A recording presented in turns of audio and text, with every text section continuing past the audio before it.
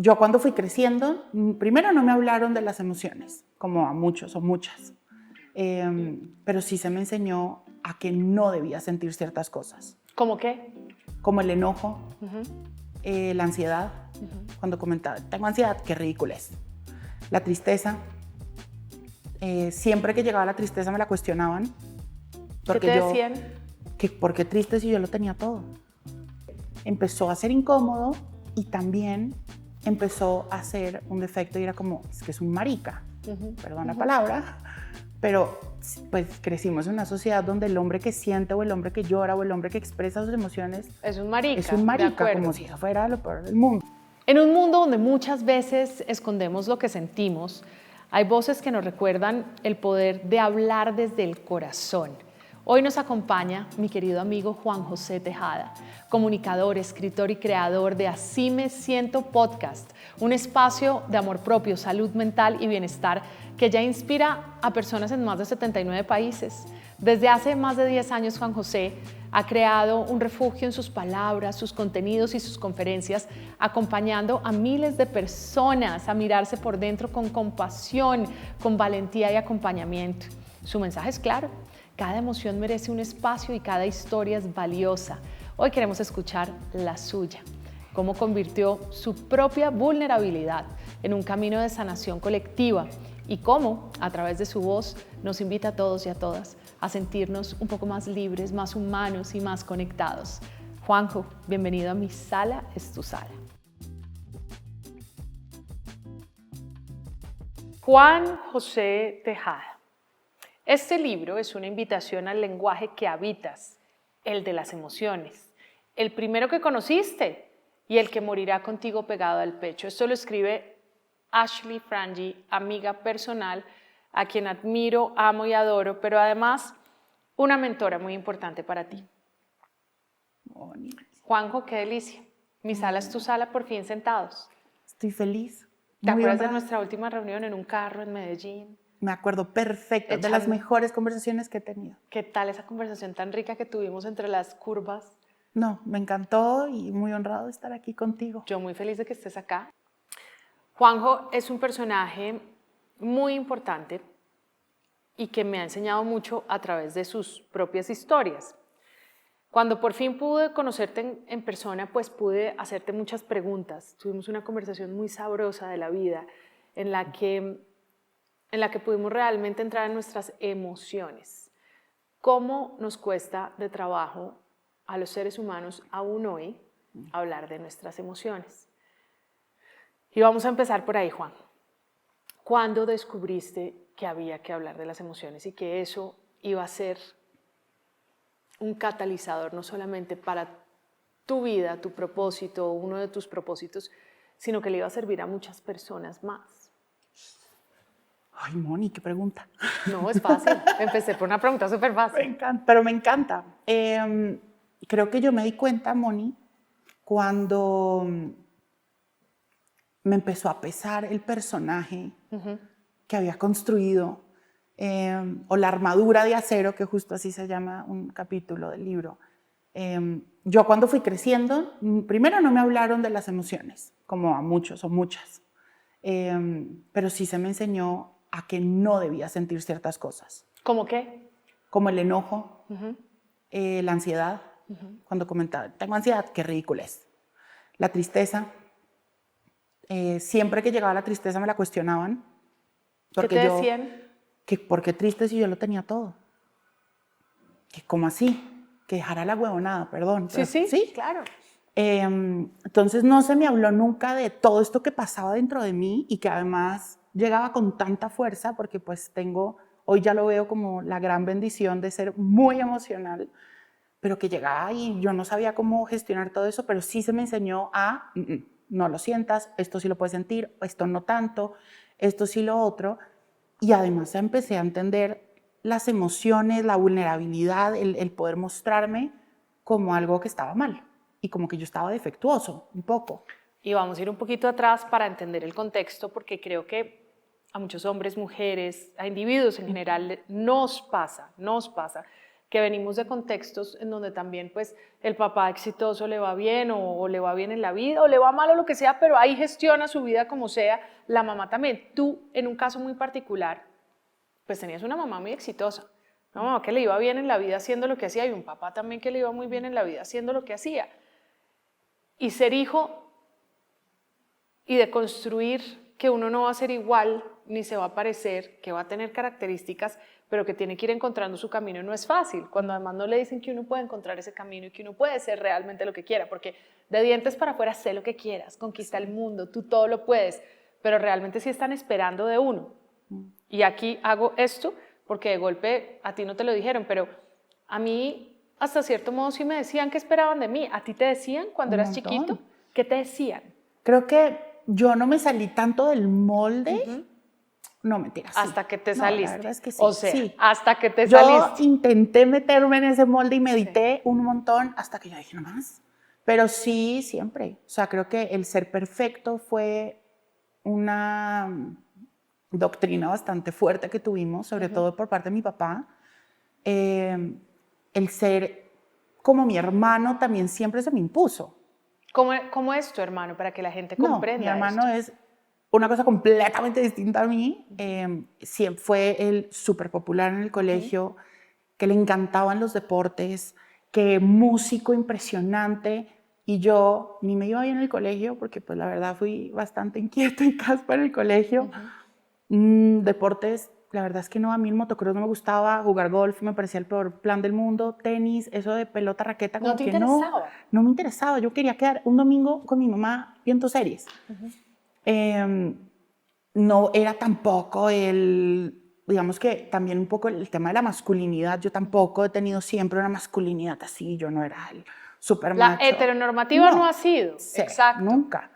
Y eso obviamente era difícil, porque yo no era parecido a mi papá, no era parecido a mi hermano. Entonces siempre se me marcó mucho esa diferencia. Ahí fue cuando yo conocí la emoción de la vergüenza, por ejemplo. Por ejemplo, con el cuerpo también. Mi cuerpo es completamente distinto al de mi hermano y al de mi papá. Yo siempre he sido mucho más grande, pero me empezaron a marcar esa diferencia como un error. ¿Cuándo? ¿Cuándo te empezaste Muy a encontrar chiquito, con esa diferencia? muy chiquito, Moni. O sea, creo que no, desde que tengo uso de razón. O sea, siempre fue como, no, cuidado con José y que cierre el pico y que hagamos esto. Y desde muy chiquito, o sea, mi regalo de Navidad a los 12 años fue un tratamiento. Me muero, yo sé. Yo digo yo sé porque esta historia cuando Juanjo me la contó fue como, ¿qué? ¿Eso existe? Y sí, sí existe. Sí. Existe que papá y mamá no se den cuenta de lo que están haciendo y no lo hacen de mala voluntad, porque hay No. que decir, con las herramientas que tuvieron, gestionaron en ese momento, pero no se dan cuenta que esto no era por ahí, que había un ser distinto, que era diferente a lo que conocíamos en casa y que había que trabajar diferente. Entonces, claro, yo empecé a pelearme con mi cuerpo, con la forma en la que yo tenía la forma de mi cuerpo, empecé a pelearme con mis emociones, pues empecé a pelearme con todo lo que yo era al final. Y empecé a entender también que la vulnerabilidad era lo peor que me podía pasar, que el mostrarme como... ¿Qué pasaba cuando eras vulnerable en tu casa? Era incómodo. ¿O con tus amigos? ¿Era incómodo para todo el mundo? Para todo el mundo era incómodo, porque claro, ahorita me pongo a pensar, y lo dijiste ahorita, al final pues cada quien hace lo que puede con lo que tiene, y en esos momentos pues de pronto no teníamos muchas herramientas para gestionar como las emociones ni propias ni de quienes nos rodean. Entonces en ese momento, claro, era incómodo. Veía cómo era incómodo para mis profesores, para mis amigos, para mis propios papás, porque pues era como, no, ¿qué hacemos? No sé, estaba enojado así, era como, no, respira y no haga show. Empezó a ser incómodo y también empezó a ser un defecto y era como, es que es un marica, perdón la palabra, pero pues crecimos en una sociedad donde el hombre que siente o el hombre que llora o el hombre que expresa sus emociones es un marica. Es un marica, como si eso fuera lo peor del mundo. De acuerdo. ¿No? Y pues para mí en ese momento pues sí, era lo peor del mundo porque pues para mí era como, pues no voy a encajar, no me van a aceptar, me van a hacer bullying, no voy a entrar, ¿Qué no voy a sentías, encajar. Juanjo? ¿Qué sentías?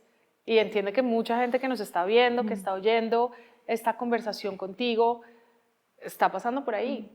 Era muy doloroso, muy doloroso. Como te decía ahorita, al final empecé a pelearme con todo lo que yo era. Y conocí la emoción de la vergüenza, que es una emoción que cuando tú no logras acomodar es muy compleja, porque es una emoción que viene a mostrarte que algo dentro de ti, algo de lo que tú eres como persona, que al ser conocido por las demás personas no mereces ni conexión, amor o pertenencia. 3 cosas que los seres humanos necesitamos porque somos seres sociales, ¿no?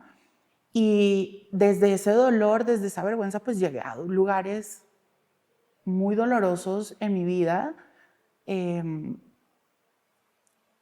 me enseñaron un montón. Hoy ¿Qué creo edad que tenías? 11 años, cuando abrí una puertecita de un lugar bastante doloroso en mi vida. Mucho de esto lo vamos a leer en el libro. Así me siento, habla de ello, o así me siento ya es un libro que reivindica las herramientas pensadas en una persona que ha pasado por lo que has pasado tú. Creo que combina ambas, Okay. ambas partes. Yo siempre lo he dicho, como te lo conté en esa conversación que tuvimos, que cuando nos encontramos en la historia de las demás personas empieza a doler menos. Y por eso para mí compartir mi historia y abrir espacio para otras historias es tan importante, porque no nos sentimos solos o solas. ¿De acuerdo? Entonces, Sentimos que sí, pertenecemos. que pertenecemos, Precisamente. exactamente. Una de las bases fundamentales de nosotros, de los seres humanos, de poder sentirnos vivos, de poder sentirnos queridos, amados, Exacto. es que pertenecemos. ¿Cuándo sentiste tú que pertenecías? ¿Aún te sientes algunas veces que no perteneces? ¿O ya hoy en día? Y hago esta pregunta genuinamente porque, hombre, yo creo que eso nos puede perseguir hasta grandes. Sí. Que alguna vez digamos, no, o sea, a mí no me comprende el mundo. Creo que he tenido quiero decirle la bendición y el gran privilegio que conforme he crecido Sí. y he podido sanar muchas partes de mi historia y acomodar otras, me he ido encontrando con ciertas personas que me han dicho, yo también, Ok. y te entiendo, y te veo, y aunque no he pasado por ahí, te acompaño. Y eso me ha Juanjo, ayudado. ¿quién te vio? ¿Quién te vio a ti? ¿Cuál fue la primera vez que tú te sentiste visto por quien eras de verdad? Mi abuela, Wow, mi abuela Mary, wow, wow, wow. que dentro de su torpeza emocional también, porque pues una mujer caleña que creció además pues sin mamá, porque a ella se le murió su mamá muy chiquita, y que vivieron muchas cosas y que fueron criadas a muchas manos porque estuvieron ellas en millones de internados y demás, y que se le murió su esposo y que bueno, un montón de cosas que no sé cómo sorteó ella en su momento. Dentro de todo eso, siempre me abrió un espacio seguro para sentir y era mi refugio. O sea, ahí empecé a darme cuenta que no estaba tan mal, que esta señora de pronto no entendía yo por qué le llegaba a veces a la casa Sí. después de una pelea o lo que fuera y yo lloraba o mentaba madres o lo que fuera, pero nunca lo cuestionó, Te recibía. me recibía. Más adelante mi mejor amiga, María José, somos mejores amigos desde los 11 años, y con ella también lo sentí. Y más adelante, muchas personas. El momento en el que tuvimos la conversación tú y yo, me sentí que pertenecía, me sentí visto, me sentí abrazado. Y es lo que decías ahorita, es muy cierto. Sí. Esos momentitos ayudan para darte cuenta que no estás solo, no estás sola. Dices algo que me parece súper, súper poderoso y que en estos días hablándolo mucho con gente que, por ejemplo, oye Los hombres y lloran con Juanpa, dice, es que él no juzga. Él se sienta y oye. A mí sí me juzgan en la casa, para que sepan de una vez, todo el día, no mentiras. Pero me parece súper poderoso eso que dices. Cuando llegaba donde mi abuela, me oía si estaba llorando, si estaba mentando madres, mi mejor amiga, que era una niña igual que tú. ¿Qué mensaje hay ahí que le tengamos que comunicar a las personas que nos están oyendo en este momento? A todas esas personas, papás, mamás, cuidadores, amistades, que siempre hay veces tienen como una respuesta, ¿no? Para cuando tú llegas a ellos, llegas llorando y es como, no llores porque la vida puede ser mejor, pero ¿por qué estás llorando? ¿Qué le podemos decir a esas personas? Desde esa perspectiva que tú dices, la escucha es muy importante. Para ser visto hay que ser escuchado. Sí. Yo creo que lo más importante y el por qué, justo como dices, Moni, escuchar es tan importante es porque automáticamente te quita el autocuestionamiento, ¿no? cuando tú cuestionas el, pero ¿por qué te sientes así? Pero es que no tiene nada que ver, pero es que esto y lo otro, empiezas a autocuestionarte y te empiezas a sentir incorrecto, ¿no? Y ahí es donde le quitas el foco a esto que estás sintiendo. Las emociones, al final de los días, son respuestas a estímulos que tenemos y vienen a protegernos, vienen a mostrarnos, vienen a darnos un mensaje. Entonces, si estamos sintiendo algo, es por una razón. Y creo que también como sociedad un poco en este afán de no sientes, o que no incomodarnos, pues caemos un poco en este cuestionamiento o en invalidar la emoción de la otra persona. Y creo que lo más importante es entender que no tenemos que tener las respuestas para todo. Tampoco tenemos que solucionarle la vida al de al lado. Pero el acto de escuchar creo que es el acto de amor más grande que hay en el mundo. Porque simplemente abres un espacio para que una persona ponga sobre la mesa lo que está trayendo, si estamos hablando desde el dolor, pero también desde la felicidad y desde las alegrías. Totalmente. O sea, ahorita cuando te entregué el libro o cuando te cuento ciertas cosas y que tú lo recibas con tanto amor y con tanta alegría, hizo como una curita al alma, porque justo no te sientes solo. No sola. todo es triste, exacto. Y me parece valiosísimo además esto que estás trayendo a la mesa. Siempre digo lo que traemos a la mesa, es como, no solamente es que nos escuchen en la tristeza o en la ansiedad o en la depresión o en el lugar oscuro, también nos pueden escuchar en la alegría. 100%. Es como, de verdad, cosas tan sencillas como poner el celular al lado, mírame 2 segundos, óyeme lo que te estoy diciendo. Sí. Que el otro se sienta acompañado, el que la otra persona se sienta observada. Y es una práctica que tenemos que hacer todos los días. No es como, ay, de vez en cuando, esta persona. No, todos tenemos un valor y el valor es estar vivos y el valor es presentarnos y estar acá. Y eso lo has llevado tú a volverlo un podcast.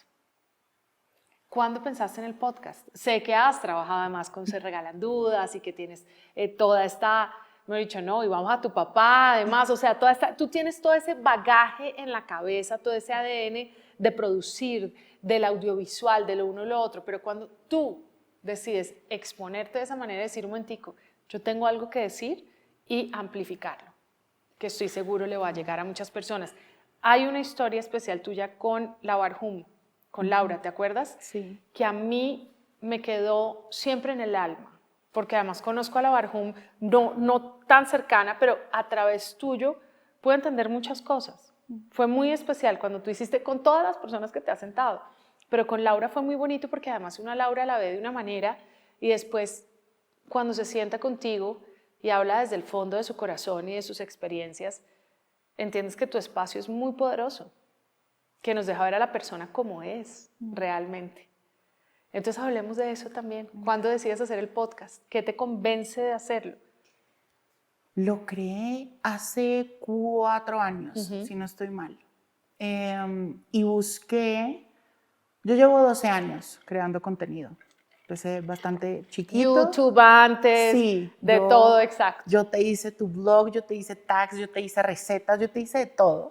Pero en 2021, yo ya venía 2 años, 3 años casi, de que mi vida dio un giro en 2018, porque ya esta puertecita que te contaba que abrí, ya se me había vuelto un terremoto.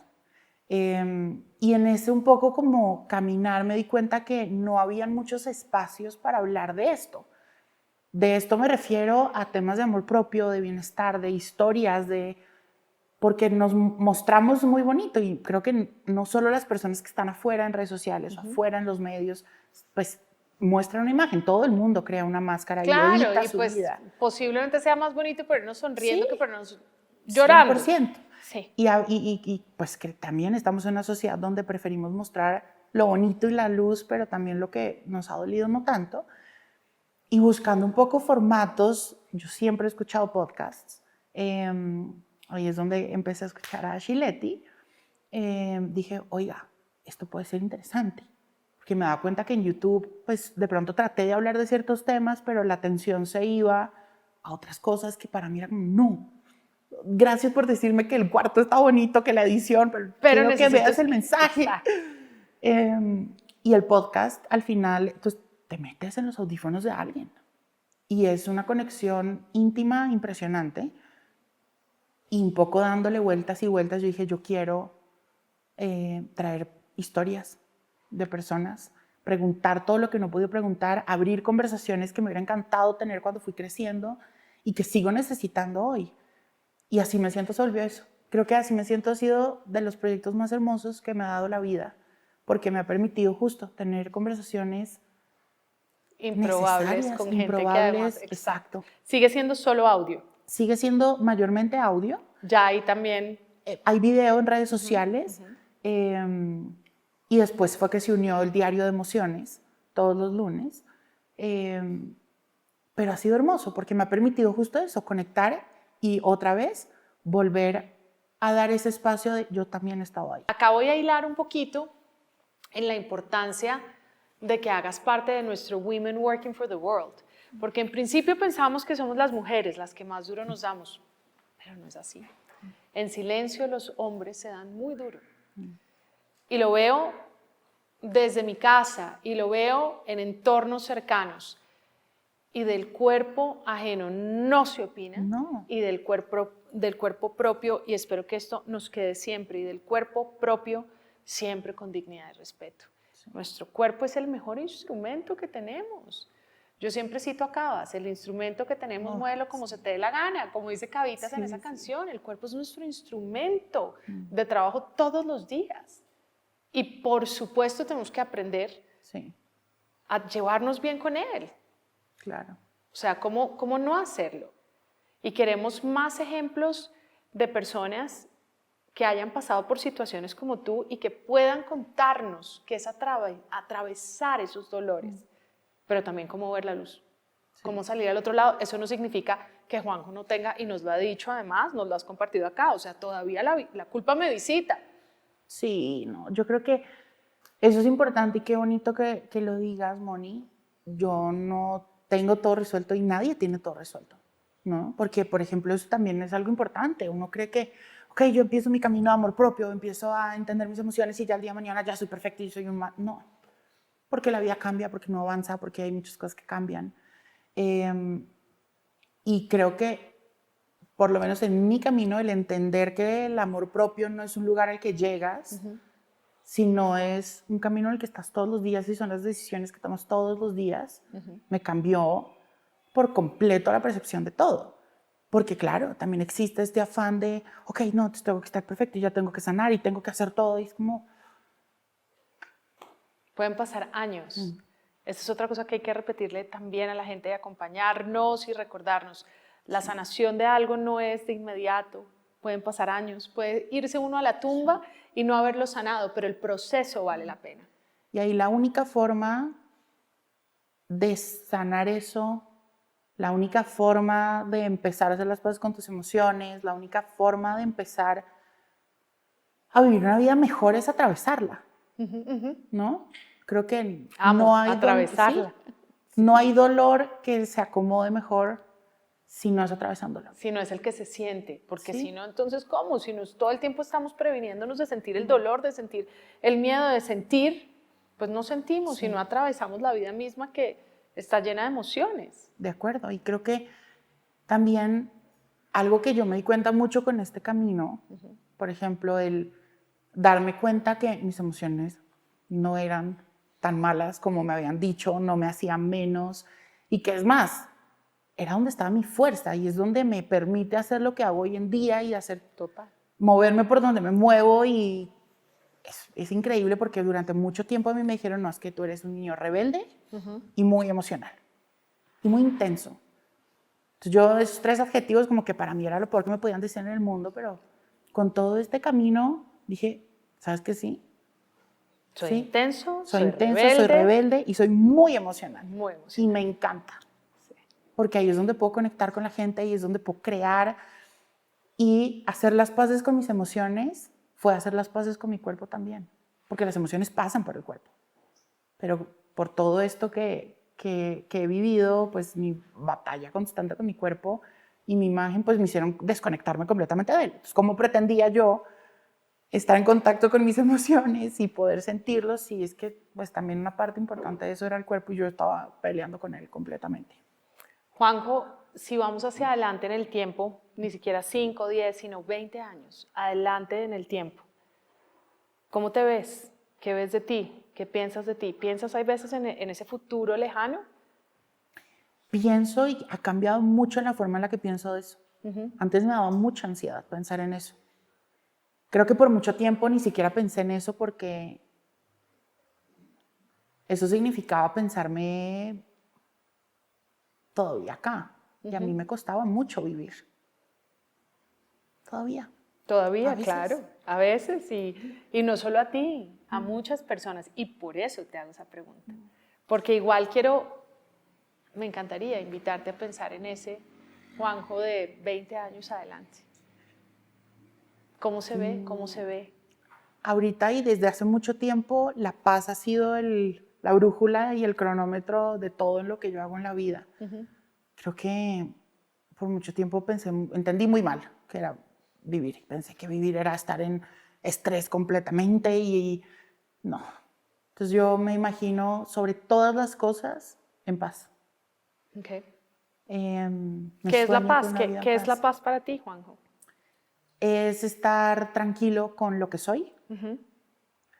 Es no pensar y no editarme todo el tiempo con este afán de querer encajar y sentirme visto y tranquilo.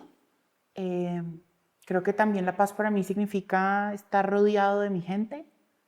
No soy el más amiguero, no.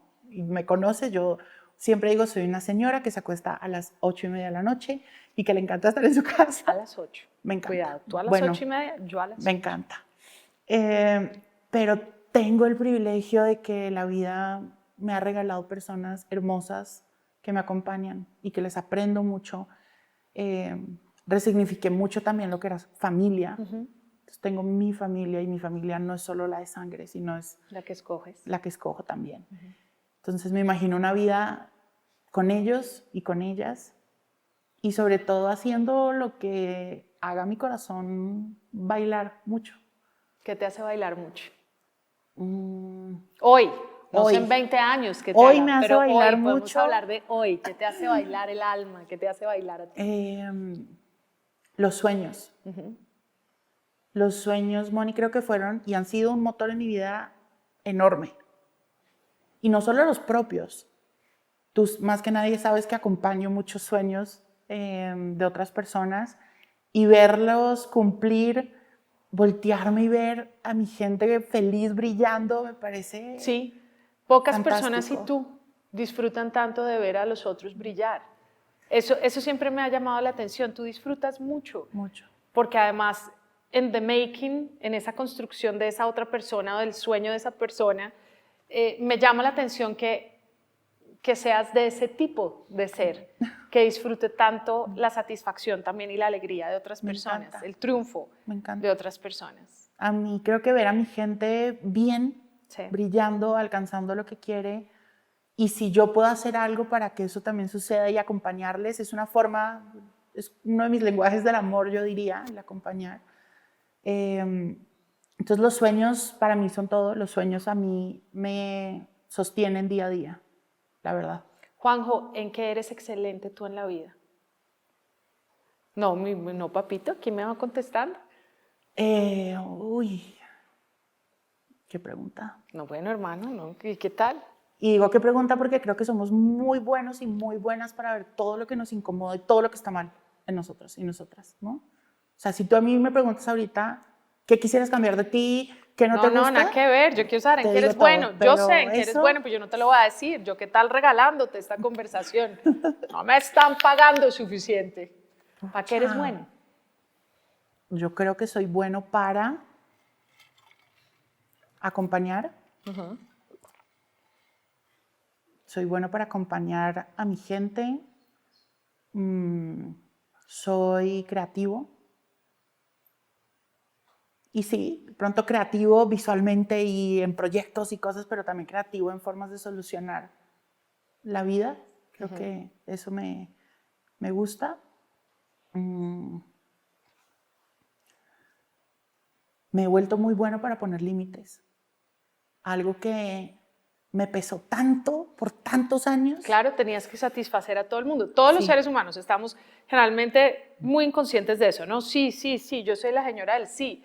Y decir no me cuesta mucho trabajo, pero ahí además, en el no satisfacer a los demás y uno no decir, estos son mis límites, porque me hace bien. Creo que me he vuelto muy bueno poniendo límites. Y límites desde el amor. Porque yo creía, eso era lo que me costaba los límites, que yo creía que poner un límite era quemarlo todo y gritar y no. Porque también creía que el enojo era así. El enojo es una emoción hermosa porque te dibuja eso que para ti es importante y te ayuda a poner esos límites para que eso se respete. Pero después uno puede pulir el enojo inclusive. No, claro. A ver, el y enojo, respirar. Sí, y el enojo, hombre, si a veces hay que sentirlo, claro. Sí, si a veces sale con un grito, pues salió con un grito. Pero como no repara uno además, pero ojo, porque me parece divino lo que estás diciendo, Juanjo. El enojo uno tiene que poder sentir también enojo y no está bien como no hables duro. Hay veces el hablar duro pero poder reparar es mucho más poderoso que todo lo demás. Hay que reparar, porque si 100%. Eso agrede a otra persona hay que poder reparar en algún momento, pero es importante también. No, y cuando tú entiendes el enojo como su mensaje, su misión, que es esta emoción que te viene a mostrar lo que es importante para Mónica, lo que es importante para Juan José, lo que es importante para Daniela. Y ese enojo viene a mostrarte y decirte, oye, están pasando tus límites, están sobrepasando por eso, tenemos que hacer algo. Es hermoso porque entonces, ¿qué pasa? Porque cuando lo gritamos, cuando creemos que vamos a destruir todo, es porque hemos estado suprimiendo ese enojo y escondiéndolo debajo de la alfombra y ahí es cuando sale, porque así me pasó a mí. Es imposible no sentir. Y eso lo pongo en el libro. Gracias a Dios, a mí esa idea de hoy yo tomo posesión nacional de mi personaje, de el hombre que no siente, gracias a Dios me salió súper mal, porque era imposible, por algún lado sale. Era insostenible. Era insostenible. En mi caso, salió con diferentes cosas que he tenido que pasar, pero sale por algún lado. Está quien le sale de esas formas, por una adicción, por lo que sea, pero sale. Hay un trabajo muy bonito que has hecho de reparación de sí mismo. ¿Sientes que también en el camino, y acá sin culpa, sin que sentemos a la culpa nunca en el lado, pero sientes que has podido también reparar relaciones con los demás? Un montón. Okay. Creo que cuando tú empiezas a permitirte vivir tus emociones sin juzgarlas, sin modificarlas, sin editarlas, empiezas a hacer las paces contigo mismo, porque al final es eso. Cuando tú haces las paces con tus emociones, haces las paces contigo. Empiezas a saber entender un poco mejor a quien está al lado, porque empiezas a ser empático o empática. Y la empatía es hermosa porque es esa llavecita que te permite reparar también. No solo conectar con quien está al lado y acompañarle, sino también decir, ole, sí. Por ejemplo, si pasamos por algún momento de humillación, por ejemplo, la emoción de la humillación es compleja porque tú sabes que lo que te dijeron no lo mereces porque no eres eso, pero igual genera un diálogo interno muy difícil. Y cuando tú logras decir, oiga, sí, humillé a esta persona, a mí me han humillado antes, o posiblemente no me han humillado antes, pero cuando tú entiendes que esa humillación puede ser tan dolorosa, conectas con la empatía y conectas con la persona y reparas. Y hay algo muy bonito del perdón, que yo lo he entendido así, es que a veces el perdón no tiene que ser tampoco como nos dijeron que tenía que ser. Hay perdones que llegan un poquito más tarde, hay perdones que de pronto no llegan tampoco, y eso está bien. Pero el perdón más importante es el perdón que uno se da a uno también. Total, ¿no? O sea, acabas de decir algo así como ¡boom! Una bomba atómica. Hay perdones que nunca llegan de la manera que nosotros los esperamos o lo merecemos inclusive. O sea, esa persona funciona para los dos lados, pero esa persona que nunca nos pidió perdón por haber hecho algo espantoso hacia nosotros o nosotros hacia esa persona, por la razón que sea, pero uno tiene que ser capaz de tramitarse y pucha, no me pidieron perdón, pero yo tengo que poder estar en paz. Porque si no el daño me lo hago yo. Hay veces esa correlación de hablemos, solucionemos, no sucede. Sí, porque de pronto la persona ya no está, porque de pronto no hay el espacio. Total. Pero el acto de perdón, no, tampoco no es un acto que uno sube a un escenario y le pone todos los reflectores encima. Total. A veces es un acto propio, con uno mismo. También tenemos esta idea de que el que perdona olvida. No sé si soy tan partidario de esa idea. El perdón se da a la otra persona y es hermoso porque es súper liberador. Pero el perdón no quiere decir que me pongo una venda en los ojos y no vi lo que me dolió, lo que me hiciste. No, a veces el perdón también viene con un hasta aquí llegamos. Total, ¿no? total. O con, mira, sí, te perdono, pero este es mi límite. Esto no puede volver a pasar, ¿no? Y creo que a veces un poco en esta idea del perdón que tenemos, es que no, ya perdonó, entonces ya otra vez como si nada, ¿no? Después del perdón viene un trecho en camino largo. Porque yo siempre lo hice mucho a mi mejor amiga. No, el decir perdón, las palabras a veces se las lleva el viento también. Total, total. Lo que importa son los actos. Y El lo que importa es lo que tú haces después de ahí. Total. Contigo o con el de al lado, ¿no? Entonces creo que eso es muy bonito. El perdón es hermoso, es súper liberador, pero también hay que resignificarlo. Pero no es una cosa. No. De acuerdo. Y se puede se ver. acomoda Exacto. a los momentos, a la persona y a lo que está sucediendo. Y Estoy de acuerdo con de eso. Me encanta. Formas. Sí, se puede ver de muchas Sí. formas. A veces, porque me ha pasado decir perdón como tal, como dicen en México, me pongo collón. Exacto. Dime. Pero hay ciertos actos que si uno sabe leerlos, pues son de perdón. Son de perdón. Son suficientes. Son suficientes también. Juanjo, ¿qué personas han sido vitales en esta reconstrucción, en este encontrar, en este atravesar las emociones? ¿Qué personas quisieras mencionar y decirles, ¿sabe qué? Gracias. Gracias por aparecerse en mi camino y decirme esto o darme este chance. ¿Qué personas han sido vitales para poder estar aquí hoy? Yo no estoy siendo ni feliz, ni perfecto, ni te ves regio, pero no vas a decir nada de lo demás porque simplemente es estar hoy aquí donde estás. Yo creo que muchas personas, pero quiero darle un shout out muy importante. A Juan José. A Juan José. Sí. ¿Sí? Sí. Iba a decir a mí. ¡Ah, qué emoción! Iba a decir a mí, me iba a decir a mí. Me robé el momento, pero qué delicia. Me encanta. Y te voy a decir, ¿por qué? Porque por tantos años pensé que lo mejor que me podía pasar era no estar acá. De acuerdo. Que el haber tomado, y es una decisión que se toma todos los días, Moni, de estar acá y seguir acá, el haber tomado esa decisión, creo que ha sido de las cosas más lindas que he hecho, y he tratado de un poco, como quienes navegan todos los temas de adicciones un día a la vez, pero a mí, el haber tomado la decisión de decir, ok, ya, se me rompió y se me cayó esta armadura que había puesto y estas máscaras tan pesadas que llevaba cargando, me quito todo y como Hannah Montana me quité el peluque y dije, ya, aquí voy.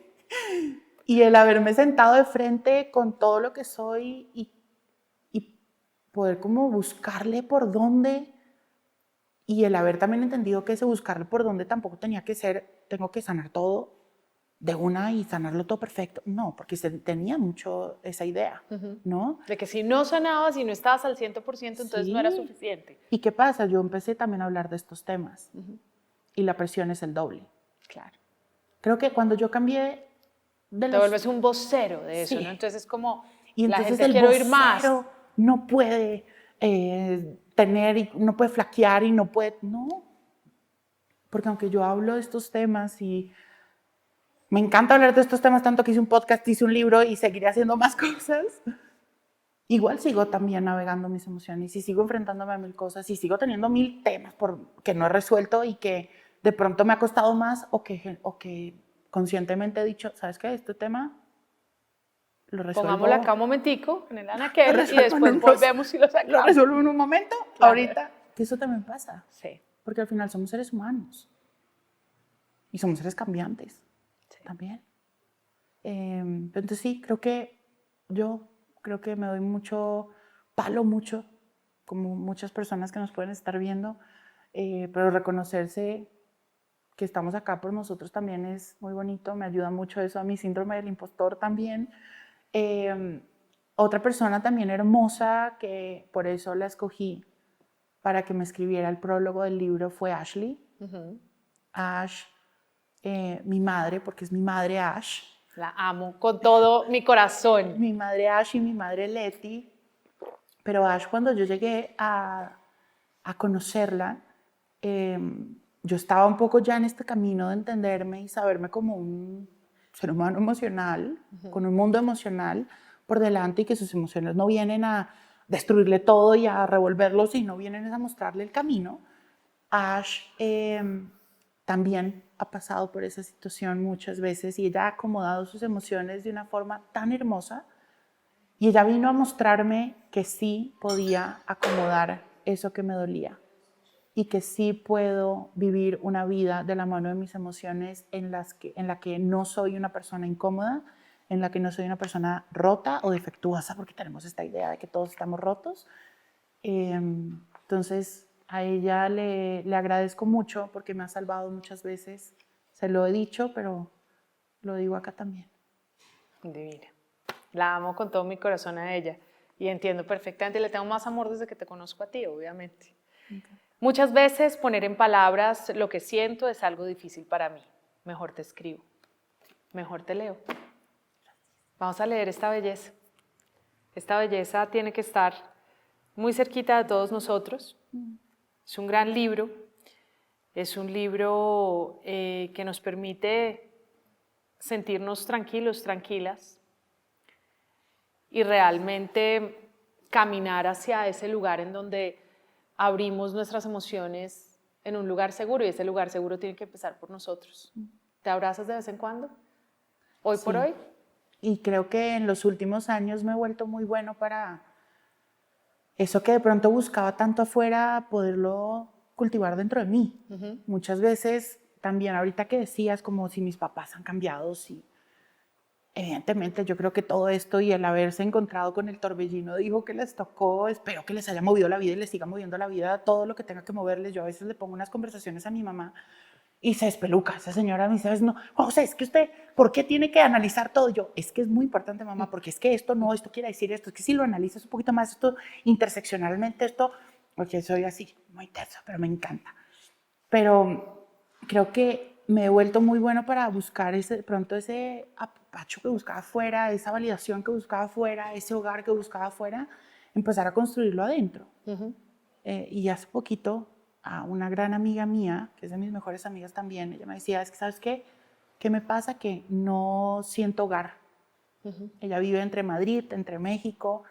México está en Ciudad de México, pero en Querétaro, y esto se mueve mucho. Y me decía, es que no siento hogar. Y yo le decía, ¿sabes qué? Creo que tenemos que buscar formas en las que ese hogar que buscamos afuera, podernoslo llevar siempre. Total. Adentrito. Porque si lo ponemos en algo tan frágil como las manos de otra persona, como no sé, un departamento en cualquier parte o afuera, no, lo que sea, si eso no lo quita, pues se nos derrumba el mundo. Que era lo que a mí me pasó muchas veces. Total. Puse afuera tantas cosas que me lo quitaban o se movía o se modificaba y pues a mí se me iba todo al piso. Que si no estaba esto, no estábamos. Sí. Entonces ahorita estoy tratando de construir mucho eso en mí. Buscar ese hogar, buscar esa aprobación. Cuando yo me enteré, gracias al podcast, también me enteré que yo puedo reparentalizarme y rematernarme. Yo dije, ¿cómo no? Me encanta, voy a ser el papá y la mamá que quise siempre tener. Maravilloso, Juanjo. Te veo muy pronto. Gracias por estar en mi sala, es tu sala, que es tu sala. Gracias. Y que definitivamente esperamos tenerte en Women Working for the World. Creo que hay una comunidad que tiene que oírte, una comunidad que tiene que seguirte oyendo, muchas comunidades, y que a través tuyo va a poder también sanar con tus historias, con las que comentas con otras personas, con tus pensamientos, con tu crecimiento. Necesitamos, Juanjo, muchos años, porque en el tiempo, como lo dijiste cuando le pregunté extra micrófono, que si este libro había cambiado en estos 2 años, y la respuesta fue... Un montón. Uno cambia a través de los años. Un montón. Gracias. Te amo, Moni. Yo a ti.